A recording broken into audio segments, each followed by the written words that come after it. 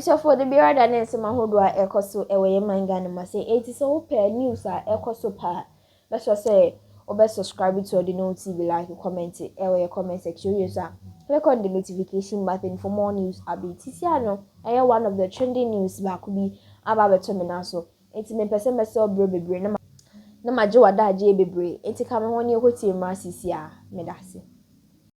Court na Romande on. It is a person you are you go back to court. Since you say I know, say you grant you on bail, but even when a lower court cry, I remand you to I don't know say prison custody, say police custody to reappear. I think in 2 weeks' time. Say you can still go to a higher court. You do it mark a human rights court. Say I be on the or client no free court no too excessive. The human rights court will take a second look at the case, assess all the evidence adduced. Now Oma make a determination whether Oma grant you bail and answer they should still go back. If that opportunity is there, okay, but Oma lawyers now have not used that opportunity. I don't know why.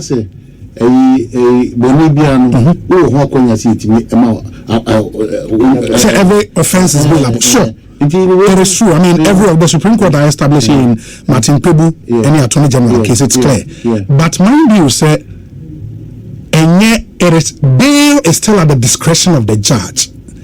And a judge, no one be about constant. For example, it doesn't matter the offense our committee. I mean, say offense be a bailable.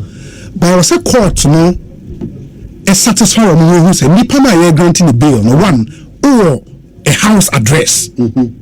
House address. I will be to the actual court. They say a hana what? Oh, she me a hana bra. So when to me shows hard in court, you will not be granted bail, even though it's bailable. Even though it's bailable, there are some other conditions. I will say umiti. If I will say lawyers advancing in court, so we meet all the conditions. Then the court can do that. And say you have a flight risk. Say you have a bail. Ubit me Jamie free Ghana. There's no record to grant to bail, even though all offences are bailable. And no automatic because offences bailable to call ya na court na grant. So what of the school of thought is imagine say na we potential you cause harm or mayhem or as sure. If your lawyer should make that argument in court and convince the bail at the discretion of the judge. And you have to convince the judge why he should exercise that discretion in your favor. When to me and yes, unfortunately, quote here a former good to look on so but you say why a day? A whole many question. So why a day? Why a day in a court? They say on grant you bail. Say, was you a committee offense?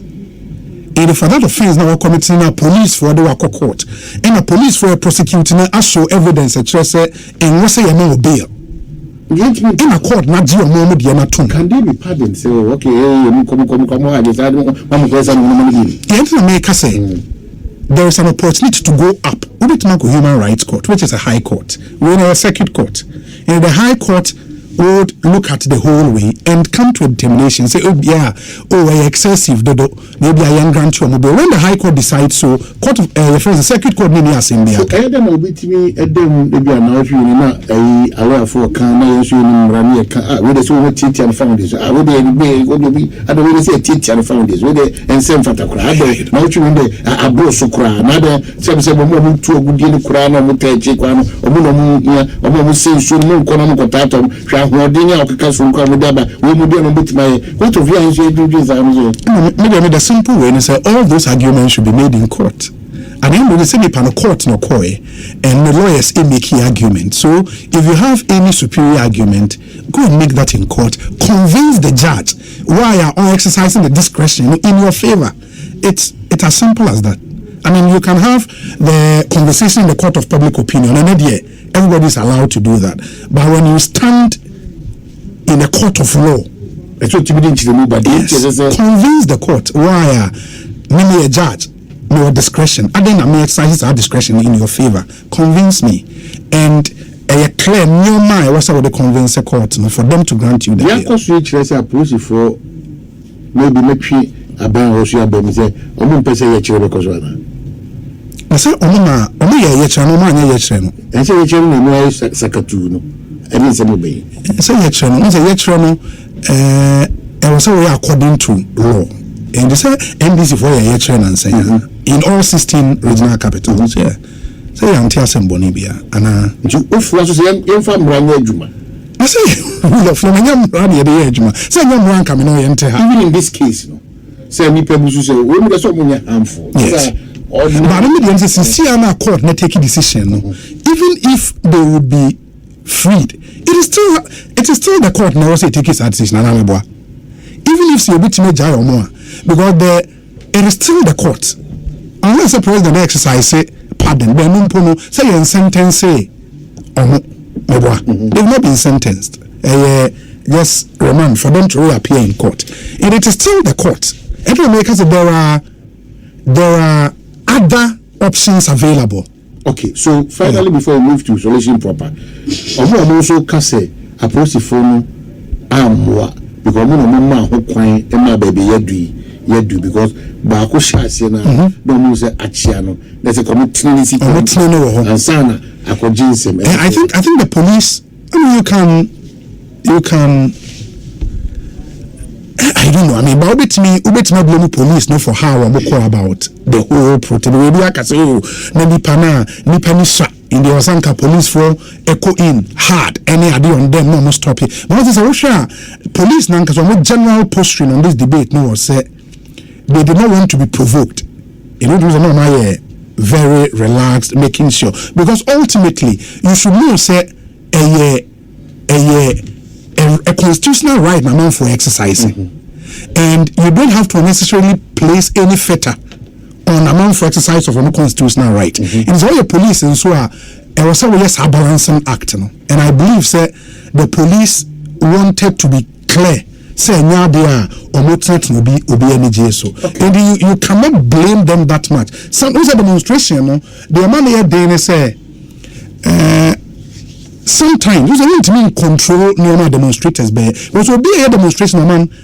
Ultimately, I do pay attention.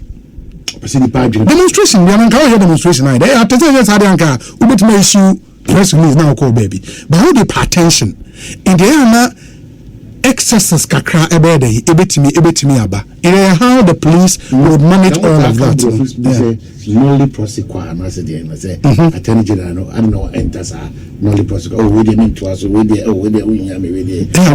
nolly prosecutors are the discretion of the Attorney General. Obeying to me exercises our power and apart from the AG. Mind you, say police for a prosecution a delegated power, Emma Attorney General, the police for because prosecution, you know, at the behest of the Attorney General. Into one of them our power, nibi. On the balance our power. So about file question. So about filing only prosecute age in discretion. Okay, from in command mood. Many obviously law school in Kobida.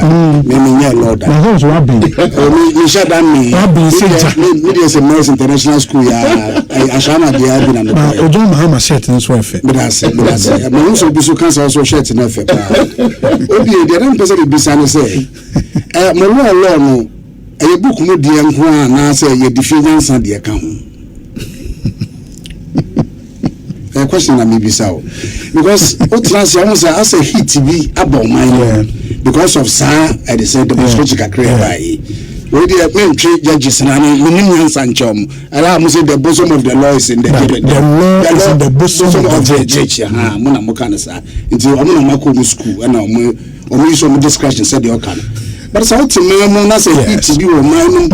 I mean, former president Kasa, I mean GJ4 Kasa, media men around mine, which will be a Kasa this particular issue. Now, person business say, "Oh my, actually, no cry." I remember. They went pan on me. So I'm called demonstration. Yes, demonstration. Moko, you know. You see, a bit more beer. And I say a boom brasso. But Nippon been so I actually monoso air bab on tip because me dem ye mate ni am wanted to serve you me mate. Ye cheche amafo ya beche me dem afra. Dey ba na maye. Okay. Ba ko so me tese o se on social media TikTok ibi. Na o kita na camera na on. Okay. Na fa na ed na kwa kotu.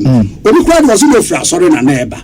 Nti obi 30 serve you who say he and o she white white. Na when the white white called demonstration and also police for afar. Did the person be saying say the bad palm of me ya chiom. Yeah, but me the say And I'll go back to the point, say, at the end of the day, some for na or more story we I hope say any story or more can abontain keke.